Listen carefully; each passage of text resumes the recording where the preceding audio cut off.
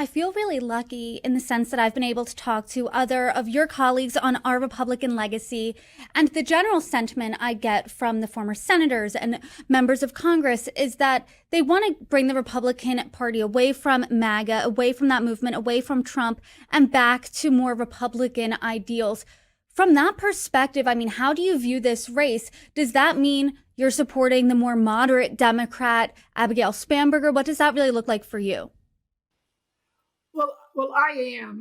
I've gotten to know Abigail. She's won.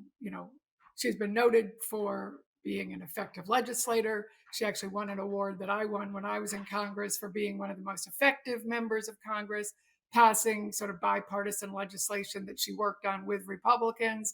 Like I said, she got the police endorsement, and she voted against Nancy Pelosi for speaker several times. That's she stood up against her own party, something that Republicans in Virginia, like I did often, are willing to, used to be willing to do with their party. But in the era of Trump, you have to go along with whatever he says. And with the DOGE cuts attacking so much, not just the federal employees, but in Virginia, you have this whole ecosystem of our federal contractors, our national security infrastructure, our veterans.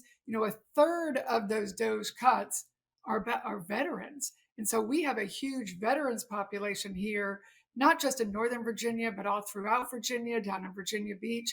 And so these cuts have been a huge assault on our veteran population.